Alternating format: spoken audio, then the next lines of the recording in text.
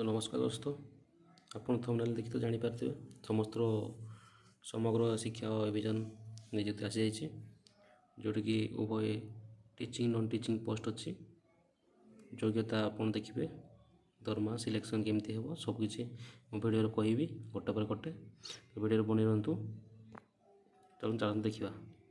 ତ ଓଡ଼ିଶା ସମଗ୍ର ଶିକ୍ଷା ଅଭିଯାନ ରିକ୍ରୁଟମେଣ୍ଟ ଆସିଯାଇଛି। ଦେଖନ୍ତୁ ଲେଖା ହେଇଛି, এটা হচ্ছে office of the district coordinate সমগ্র শিক্ষা অভিযান কଳାହାଣ୍ଡି ଭବାନୀପାଟଣା ଆସିଛି। ଦେଖୁଛନ୍ତି ଏଇଟା ତ ଏଇଟା ଗଭର୍ଣ୍ଣମେଣ୍ଟ ଜବ୍ ନାହିଁ, ଏଇଟା କଣ୍ଟ୍ରାକ୍ଚୁଆଲ୍, ଯଦି କିଛି ଦିନ ପାଇଁ କାମ ହେବ ଦେଖିପାରୁଥିବେ। ତାପରେ ତ ଏଇଟା ଓଡ଼ିଶା ଗଭର୍ଣ୍ଣମେଣ୍ଟ ଦ୍ୱାରା ଆସିଛି।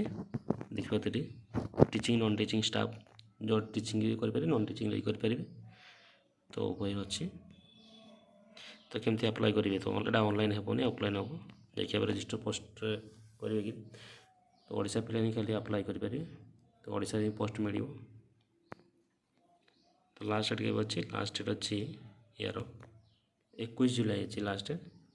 ଓନ୍ଲି ଫିମେଲ୍ କ୍ୟାଣ୍ଡିଡେଟ୍ କରିପାରିବେ, କିନ୍ତୁ ମେଲ୍ ବି ଅଛି, କିଛି ମେଲ୍ ଜାଗାରେ ବି ମେଲ୍ ବି ଅଛି। ତ କ୍ୱାଲିଫିକେସନ୍ ଦେଖିବା, କ୍ୱାଲିଫିକେସନ୍ କେମିତି ଦେଖନ୍ତୁ। ସିଏ ଯେଉଁ ଯିଏ ଆପ୍ଲାଏ କରିବ ସିଏ 8 ପାସ୍ ହେଇଥିବ, 8ମ ପାସ୍ ହେଇଥିବା, 10ମ ପାସ୍ ହେଇଥିବା ଦରକାର, BA କରିଥିବା ଦରକାର, BSc କରିଥିବା ଦରକାର। ବାସ୍ ଏତିକି କରିଥିଲେ ସେ ଆପ୍ଲାଏ କରିପାରିବ। ଆହୁରି ଅଛି, ଯଦି ଆପଣ ଚାହିଁବେ ତ ମୁଁ ଡେସ୍କ୍ରିପସନ୍ରେ ମୋର PDF ଦେଇଦେବି, ଯେଉଁଟାକି ଆପଣ ଖୋଲି ଦେଖିପାରିବେ କେତେ କେଉଁ ପୋଷ୍ଟ ପାଇଁ କେତେ କ୍ୱାଲିଫିକେସନ୍ ମାଗିଛି ଆପଣ ଦେଖିପାରିବେ। ତ ସର୍ଟ ଭିଡ଼ିଓ କରୁଛି ତ ସେଥିପାଇଁ ସବୁକିଛି କହୁନି। ତ ଆମର ଏଜ୍ କେତେ ହେବା ଦରକାର? ଏଜ୍ଟା ହେଉଛି ମିନିମମ୍ ଏଜ୍ଟା 30 ବର୍ଷ ହେବା ଦରକାର, ଆଉ ମ୍ୟାକ୍ସିମମ୍ ରହୁଛି 60 ବର୍ଷ ହେବା ଦରକାର। ବାସ୍ ଏତିକି ହେଲେ କି ଆପଣ ଆପ୍ଲାଏ କରିପାରିବେ।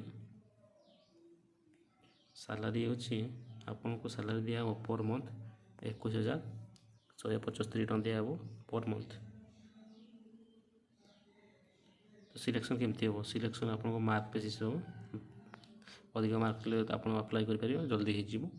ମାର୍କ ବେସିସ୍ରେ ହେବ। ଡକ୍ୟୁମେଣ୍ଟ ଭେରିଫିକେସନ୍, ଆପଣ ଯଦି ଡକ୍ୟୁମେଣ୍ଟ ଠିକ୍ଠାକ୍ ଥିବ ତାହେଲେ ଆପଣ ଆପ୍ଲାଏ କରିପାରିବେ।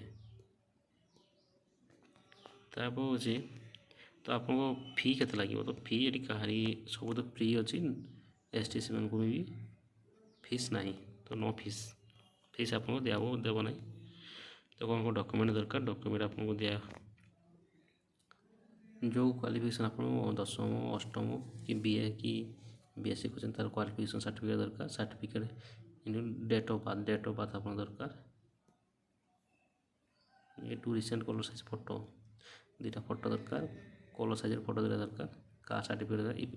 ଏନି ଏକ୍ସପେରିଏନ୍ସ ସାର୍ଟିଫିକେଟ୍, କିଛି ଏକ୍ସପେରିଏନ୍ସ ସାର୍ଟିଫିକେଟ୍ ଥିବ ତ ସେଟା ବି ଆପଣ ଦେଇପାରିବେ।